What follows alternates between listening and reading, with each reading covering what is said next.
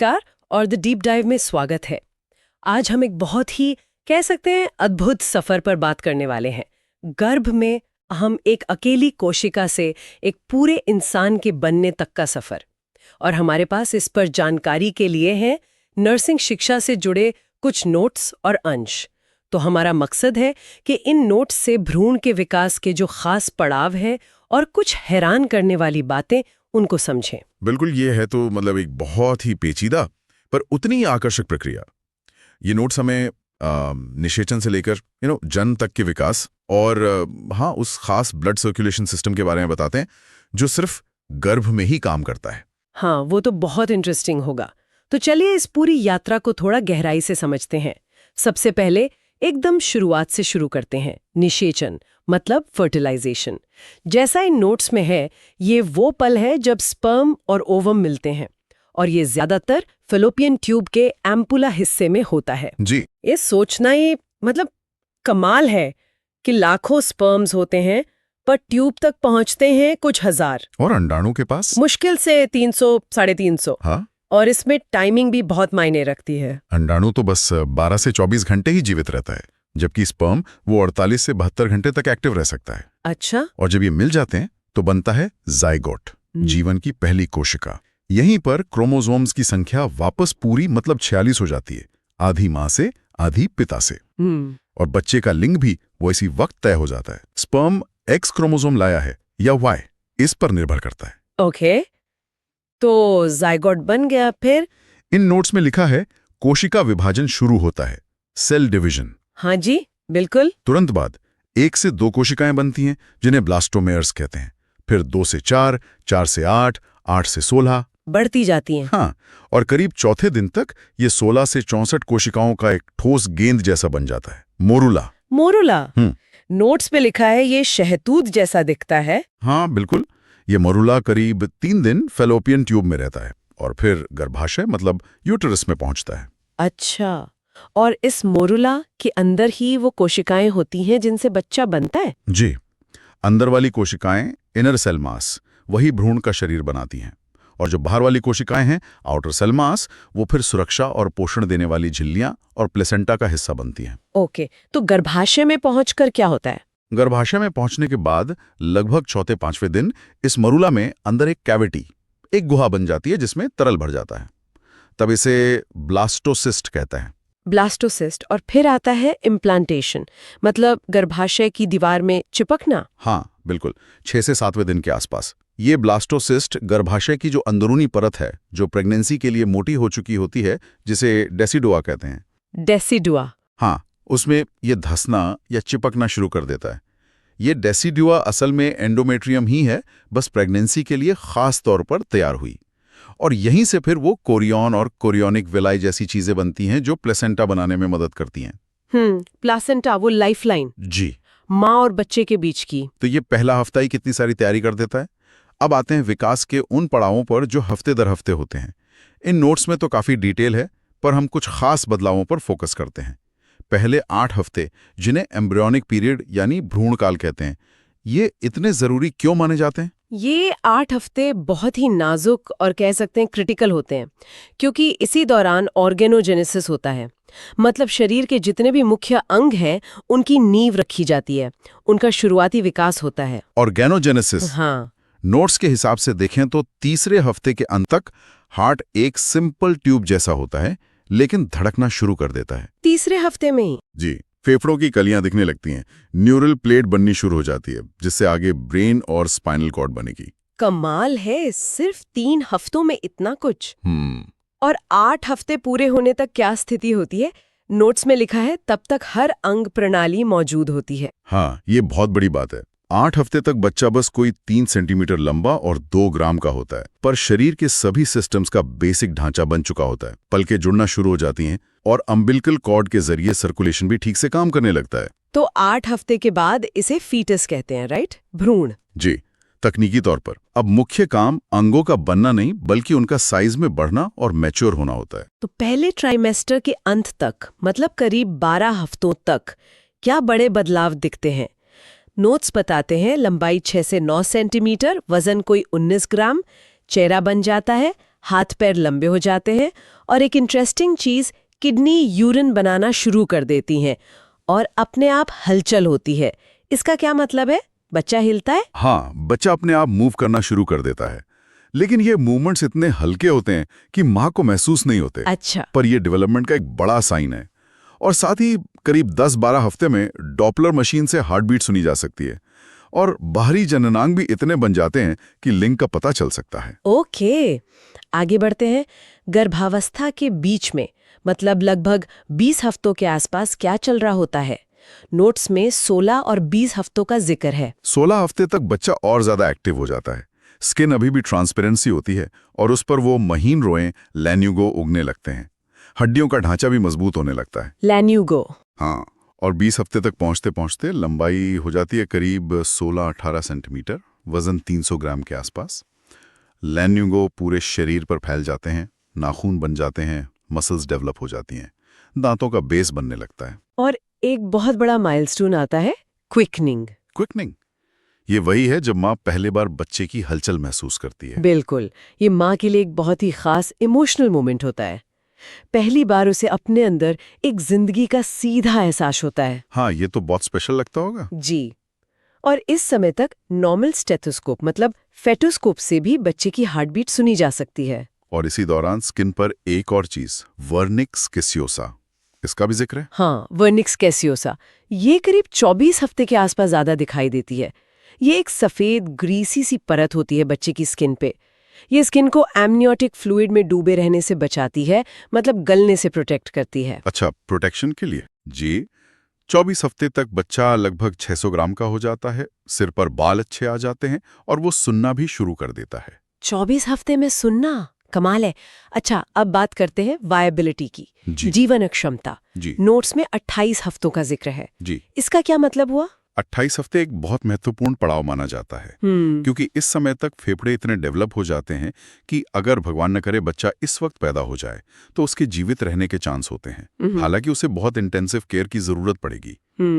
ऐसा इसलिए क्योंकि फेफड़ों में लेसिथिन नाम का एक सब्सटेंस बनना शुरू हो जाता है जो सांस लेने के लिए जरूरी है। लेसिथिन। जी।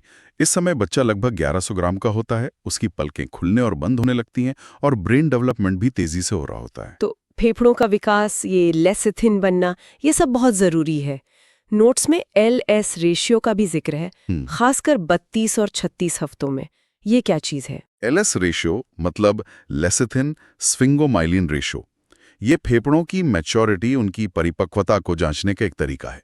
लेसिथिन वो सरफेक्टेंट है जो फेफड़ों की जो हवा की थैलियां होती हैं, एल्वियोलाई, उनको चिपकने से रोकता है। ओके। जैसे जैसे प्रेगनेंसी आगे बढ़ती है, लेसिथिन ज्यादा बनता है।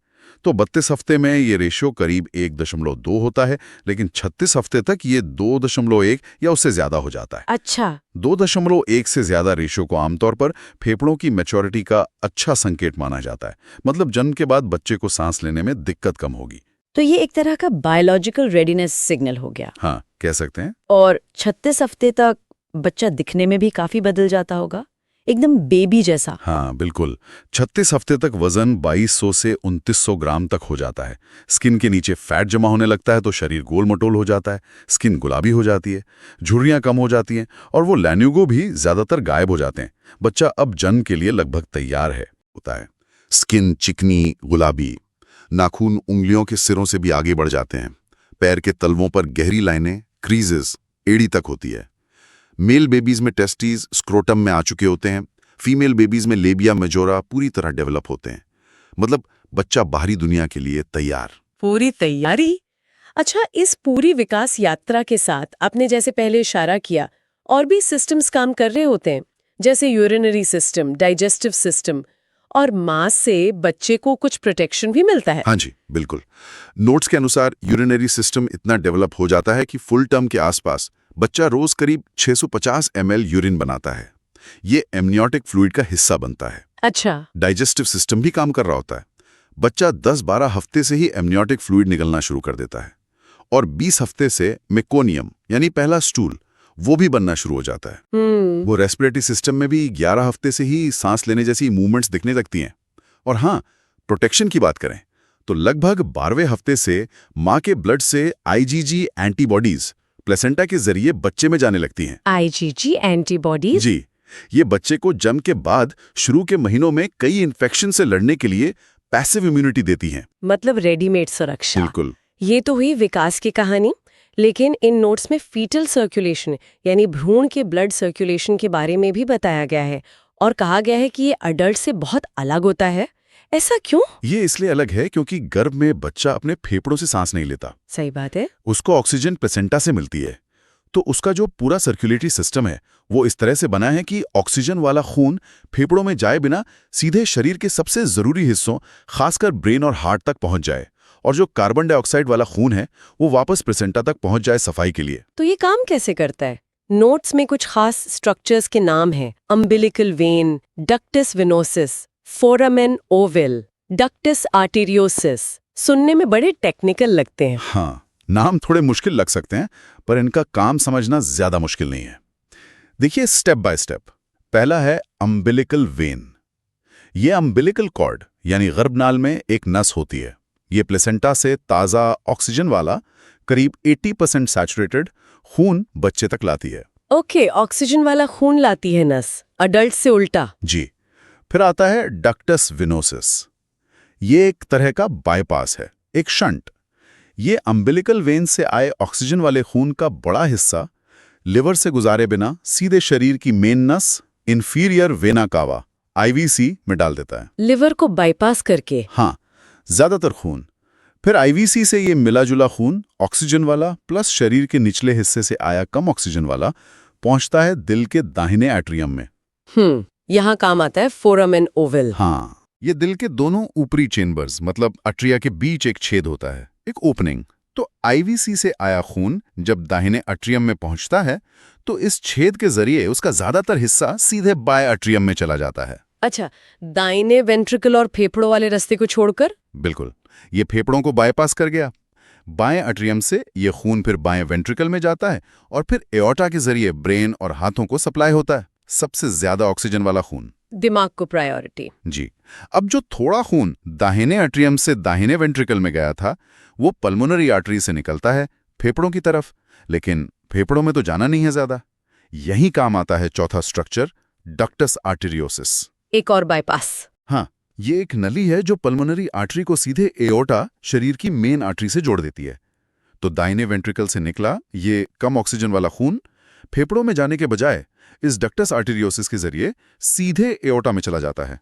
और फिर शरीर के निचले हिस्सों और अम्बिलिकल आर्टरीज, गर्भनाल में 2 होती हैं, ये अशुद्ध खून वापस प्लेसेंटा ले जाती हैं। वाह, मतलब फोरामेन ओवल और डक्टस आर्टेरियोसिस ये दोनों मिलके फेफड़ों को लगभग पूरी तरह बाईपास कर देते हैं। हाँ, काफी हद तक। और ये जरूरी क्यों है? क्योंकि जैसा हमने कहा, बच्चे के फेफड़े काम नहीं कर रहे, वो फ्लूइड से भरे हैं, उनमें खून भेजने का कोई मतलब नहीं, और वहां ब्लड फ्लो का रेजिस्टेंस, रुकावट भी बहुत ज्यादा होती है। तो ये शंट्स पक्का करते हैं कि खून फेफड़ों में ना जाए और ऑक्सीजन का सबसे अच्छा इस्तेमाल हो। इसीलिए जैसा नोट्स में लिखा है, बच्चे का कार्डियक आउटपुट भी अडल्ट के मुकाबले काफी ज्यादा होता है, लगभग 350 ml पर kg/मिनट। ये तो कमाल की इंजीनियरिंग है बॉडी की। बेस्ट ऑक्सीजन ब्रेन और हार्ट को पहले। फिर जन्म के बाद क्या होता है इन रास्तों का? ये छेद और नलियां बंद हो जाती हैं। हाँ, जन्म के बाद सब कुछ बहुत तेजी से बदलता है। जैसे ही बच्चा पहली सांस लेता है, फेफड़ों में हवा भरती है और वहां ब्लड फ्लो का रेजिस्टेंस एकदम से कम हो जाता है। अम्बिलिकल कॉर्ड काट दी जाती है तो प्लेसेंटा से खून आना बंद हो जाता है। इन बदलावों की वजह से फोरामेन ओवल, बाएं एट्रियम में प्रेशर दाहिने से ज्यादा हो जाता है, तो ये छेद एक फ्लैप की तरह बंद हो जाता है। अच्छा, प्रेशर से? जी। डक्टस आर्टेरियोसिस, खून में ऑक्सीजन का लेवल बढ़ता है और कुछ केमिकल्स निकलते हैं जिनसे ये नली सिकुड़कर बंद हो जाती है।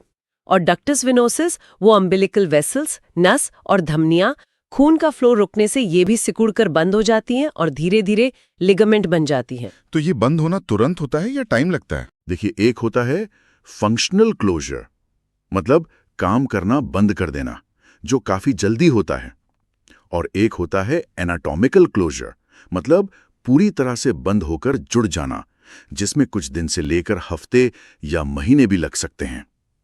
ओके। इसीलिए कभी कभी नए जन्मे बच्चे जब रोते हैं तो फोरामेन ओवल के पूरी तरह बंद ना होने की वजह से थोड़ी देर के लिए नीले दिख सकते हैं। ये बात है।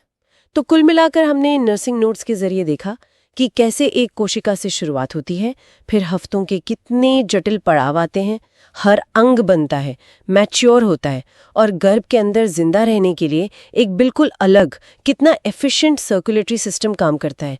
ये पूरा सफर वाकई अविश्वसनीय है। बिल्कुल। ये जानकारी हमें मानव जीवन की शुरुआत की कॉम्प्लेक्सिटी और उसकी रेजिलियंस, उसके लचीलेपन का एहसास कराती है।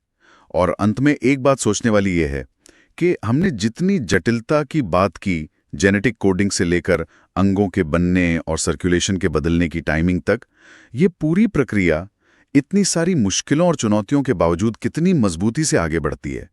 ये जीवन के विकास की जो अंदरूनी ताकत है, उस पर सोचने को मजबूर करता है कि कैसे वो हर चुनौती का सामना करके आगे बढ़ना जानती है। बहुत खूब। इस गहरी और जानकारी भरी चर्चा के लिए धन्यवाद।